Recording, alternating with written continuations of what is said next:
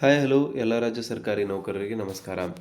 ಸ್ನೇಹಿತರೆ, ಇವತ್ತಿನ ಒಂದು ವಿಡಿಯೋದಲ್ಲಿ ರಾಜ್ಯ ಸರ್ಕಾರಿ ನೌಕರರಿಗೆ ಇಂಪಾರ್ಟೆಂಟ್ ಆಗಿರುವಂಥ ಅಪ್ಡೇಟ್ ಬರ್ತಾ ಇರುವಂಥದ್ದು, ಒಂದು ಅಧಿಕೃತವಾಗಿರುವಂಥ ಆದೇಶವನ್ನು ಕರ್ನಾಟಕ ಸರ್ಕಾರದ ಕಡೆಯಿಂದ ಹೊರಡಿಸಲಾಗಿದೆ.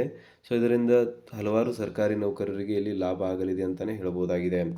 ಸೊ ಹಾಗಾದರೆ ಏನಿದೆ ಈ ಒಂದು ನ್ಯೂಸು, ಯಾವ ರೀತಿಯಾದಂಥ ಅಪ್ಡೇಟನ್ನು ಸರ್ಕಾರದ ಕಡೆಯಿಂದ ನೀಡಲಾಗಿದೆ ಮತ್ತು ಇದರಿಂದ ನಿಮಗೆ ಯಾವ ರೀತಿಯಾಗಿ ಬೆನಿಫಿಟ್ ಆಗುತ್ತೆ, ಎಲ್ಲ ಒಂದು ವಿಷಯಗಳಿಗೆ ಸಂಬಂಧಿಸಿದಂತೆ ಇವತ್ತಿನ ಒಂದು ವಿಡಿಯೋದಲ್ಲಿ ನಾವು ಡಿಸ್ಕಸ್ ಮಾಡೋಣ. ಸೊ ಹಾಗಾಗಿ ವಿಡಿಯೋನ ಕೊನೆವರೆಗೂ ನೋಡಿ ಮತ್ತು ಚಾನಲ್ನ ಇನ್ನೂ ಸಬ್ಸ್ಕ್ರೈಬ್ ಆಗಿಲ್ಲ ಅಂದರೆ ದಯವಿಟ್ಟು ಸಬ್ಸ್ಕ್ರೈಬ್ ಮಾಡ್ಕೊಳ್ಳಿ.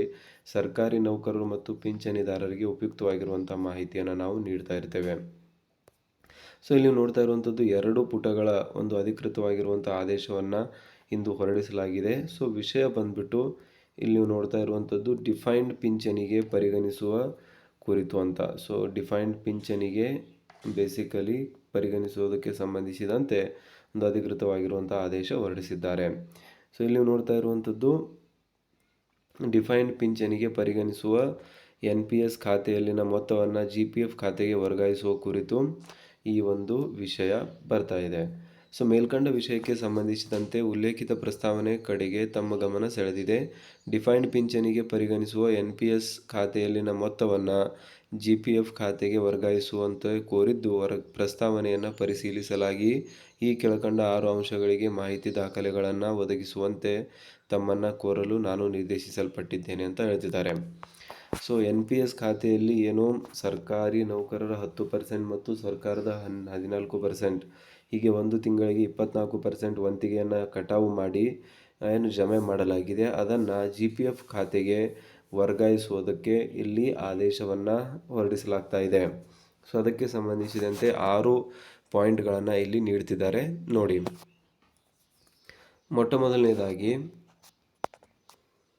ಇಲ್ಲಿ ನಾವು ನೋಡ್ತಾ ಇರುವಂಥದ್ದು 662ಕ್ಕೂ ಹೆಚ್ಚು ಅಧಿಕಾರಿ ನೌಕರರನ್ನು ಸರ್ಕಾರದ ಆದೇಶ ಸಂಖ್ಯೆ ಮತ್ತು ಸುತ್ತೋಲೆ ದಿನಾಂಕರನ್ವಯ NPSನಿಂದ OPSಗೆ ಒಳಪಡಿಸುವ ಬಗ್ಗೆ ಸಹಮತಿ ಕೋರಲಾಗಿರುತ್ತದೆ. ಆದರೆ ಸದರಿಯವರ ಆದೇಶ ಮತ್ತು ಸುತ್ತೋಲೆಗಳ ಯಾವ ನಿಯಮ ಉದಾಹರಣೆಗಳನ್ವಯ OPSಗೆ ಒಳಪಡಲು ಅರ್ಹರಿರುತ್ತಾರೆ ಎಂದು ವಿವರಿಸಿರುವುದಿಲ್ಲ. ಸೊ ಅದನ್ನು ವಿವರಿಸಬೇಕು ಅಂತ ಹೇಳ್ತಿದ್ದಾರೆ. ಸದರಿ ಅಧಿಕಾರಿ ನೌಕರರನ್ನು ಸರ್ಕಾರದ ಆದೇಶ ಸಂಖ್ಯೆ ಮತ್ತು ಸುತ್ತೋಲೆ ದಿನಾಂಕರನ್ವಯ NPSನಿಂದ OPSಗೆ ಒಳಪಡಿಸುವ ಬಗ್ಗೆ ಪೊಲೀಸ್ ಇಲಾಖೆಯು ಈಗಾಗಲೇ ಅಭಿಪ್ರಾಯವನ್ನು ಪಡೆಯಲಾಗಿದೆಯೇ ಎಂಬುದರ ಕುರಿತು ಮಾಹಿತಿ ಮತ್ತು ದಾಖಲಾತಿಗಳನ್ನು ಒದಗಿಸಬೇಕು ಅಂತ ಹೇಳ್ತಿದ್ದಾರೆ.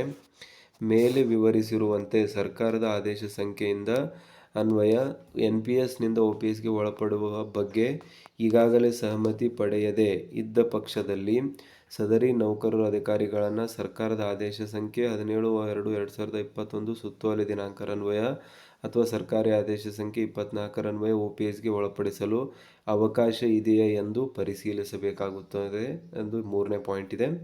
ಸೊ ಇದಾದಮೇಲೆ 4ನೇ ಪಾಯಿಂಟ್ ಬಂದುಬಿಟ್ಟು, ಒಂದು ವೇಳೆ ಯಾವುದಾದರೂ ನೌಕರರು ಸರ್ಕಾರಿ ಆದೇಶ ಸಂಖ್ಯೆಯನ್ವಯ OPSಗೆ ಒಳಪಡಲು ಅರ್ಹರಿಲ್ಲದಿದ್ದರೆ ಸರ್ಕಾರ ಆದೇಶ ದಿನಾಂಕ ಮತ್ತು ಪ್ರಸ್ತಾವನೆ ನಿರ್ದಿಷ್ಟ ಪ್ರಕರಣಗಳಲ್ಲಿ OPSಗೆ ಒಳಪಡಲು ಅವಕಾಶವಿದ್ದಲ್ಲಿ ಅಂತಹ ಅರ್ಜಿಗಳನ್ನು ಪ್ರತ್ಯೇಕವಾಗಿ ಕ್ರೋಢೀಕರಿಸಿ ಸದರಿ ಆದೇಶದ ಯಾವ ನಿಯಮ ಉದಾಹರಣೆಗಳನ್ವಯ ಅರ್ಹರಿರುತ್ತಾರೆ ಎಂದು ವಿವರಿಸಿ ಪ್ರತ್ಯೇಕ ಪ್ರಸ್ತಾವನೆಯನ್ನು ಸಲ್ಲಿಸಬೇಕು ಅಂತ ಹೇಳ್ತಿದ್ದಾರೆ. ಆ್ಯಂಡ್ ಇದಾದಮೇಲೆ ನೆಕ್ಸ್ಟ್ ಪಾಯಿಂಟ್ ಬಂದ್ಬಿಟ್ಟು, ಸರ್ಕಾರದ ಆದೇಶ ಸಂಖ್ಯೆ ರನ್ವಯ OPSಗೆ ಒಳಪಡಿಸಲು ಅವಕಾಶ ಇದ್ದ ಪಕ್ಷದಲ್ಲಿ 3 ಕ್ರೋಢೀಕೃತ ಪ್ರಸ್ತಾವನೆಗಳನ್ನು ಸಲ್ಲಿಸುವಂತೆ ತಿಳಿಸಿದೆ. ಈ ಆದೇಶದನ್ವಯ ಪ್ರಸ್ತಾವನೆಗಳನ್ನು ಸಲ್ಲಿಸುವಾಗ ಇಲಾಖೆಯ ಅಧಿಕಾರಿ ನೌಕರರು ಈ ಕೆಳಗಿನ ಯಾವ ನಮೂನೆ ಒಳಪಡುತ್ತಾರೆ ಎಂದು ನಿಯಮಾನುಸಾರ ಪರಿಶೀಲಿಸಿ ಸದರಿಯವರು ಸಂಬಂಧಪಟ್ಟ ಈ ಕೆಳಗೆ ನಮೂದಿಸಿರುವ ಎಲ್ಲ ಮಾಹಿತಿ ಟೇಬಲ್ಗಳನ್ನು ಕಡ್ಡಾಯವಾಗಿ ಲಭ್ಯಪಡಿಸಿಕೊಂಡು ಈ ಕೆಳಕಂಡ ಟೇಬಲ್ ಫಾರ್ಮೆಟ್ನ ಮಾದರಿಯ ಪ್ರಕಾರ ಪ್ರಸ್ತಾವನೆಯನ್ನು ಮರುಸಲ್ಲಿಸಬೇಕು ಅಂತ ಹೇಳ್ತಿದ್ದಾರೆ. ಸೊ ಇಲ್ಲಿ ನೀವು ನೋಡ್ತಾ ಇದ್ದೀರಾ. ಇದಾದಮೇಲೆ ಸರ್ಕಾರಿ ಆದೇಶ ಸಂಖ್ಯೆ ದಿನಾಂಕರನ್ವಯ ಕ್ರೋಢೀಕೃತ ಪ್ರಸ್ತಾವನೆಗಳನ್ನು ಸಲ್ಲಿಸುವಾಗ ಈಗಾಗಲೇ ಕಳುಹಿಸಿರುವ 662ಕ್ಕೂ ಹೆಚ್ಚು ನೌಕರರು ಅರ್ಜಿಗಳಿಗೆ ಇತರ ಅರ್ಜಿಗಳು ಸಹ ಇದ್ದಲ್ಲಿ ಇಲಾಖಾ ಬದಲಾವಣೆ ಮಾಡಿದ ನೌಕರರು, ಸ್ವಯಂ ನಿವೃತ್ತಿ ಮತ್ತು ಮೃತ ನೌಕರ ಅರ್ಜಿಗಳನ್ನು ಒಳಗೊಂಡಂತೆ ಸದರಿಯವರ ವರ್ಗಗಳನ್ನು ಸಹ ಪರಿಗಣಿಸಿ ತಿಳಿಸಲಾಗಿದೆ. ಸೊ ಮುಂದುವರೆದು, ಅಧಿಕಾರಿ ನೌಕರರು NPSನಿಂದ OPSಗೆ ಒಳಪಡಿಸುವ ಸಂಬಂಧ ಈ ಎಲ್ಲ ಮಾಹಿತಿ ದಾಖಲಾತಿಗಳನ್ನು ಹಾಗೂ ಕ್ರೋಢೀಕೃತ ಪ್ರಸ್ತಾವನೆಯನ್ನು ದಿನಾಂಕ 30/4/2026 ಒಳಗಾಗಿ ಸಲ್ಲಿಸತಕ್ಕದ್ದು. ನಮಗೆ ಸರ್ಕಾರ ಅರಣ್ಯ ಕಾರ್ಯದರ್ಶಿ, ಒಳಾಡಳಿತ ಇಲಾಖೆ, ಪೊಲೀಸ್ ಸೇವೆಗಳು, P ಅಂತ ಇಲ್ಲಿ ಪದ್ಮ S. ಸೊ ಇವರ ಒಂದು ಆದೇಶ ನೋಡ್ತಾ ಇದ್ದೀರಾ. ಸೊ ಕೆಲವೊಂದಿಷ್ಟು ನೌಕರರಿಗೆ NPSನಿಂದ ಡಿಫೈನ್ಡ್ ಪಿಂಚಣಿಗೆ OPSಗೆ ಹೋಗುವಂಥ ಅವಕಾಶವನ್ನು ನೀಡಲಾಗಿತ್ತು. ಸೊ ಅಂಥವರಿಗೆ ಈ ಒಂದು ಗೈಡ್ಲೈನ್ಸ್ಗಳನ್ನು ನೀಡಲಾಗಿದೆ. ಅವರ ಒಂದು ಹಣವನ್ನು NPSನಿಂದ GPF ಖಾತೆಗೆ ವರ್ಗಾವಣೆ ಮಾಡುವಂಥ ಒಂದು ಪ್ರಕ್ರಿಯೆ ಇಲ್ಲಿ ಪ್ರಾರಂಭವಾಗಿದ್ದು, ಅದಕ್ಕೆ ಸಂಬಂಧಿಸಿದಂತೆ ಸರ್ಕಾರದ ಕಡೆಯಿಂದ ಒಂದು ಅಧಿಕೃತವಾಗಿರುವಂಥ ಆದೇಶ ಹೊರಡಿಸಲಾಗಿದೆ.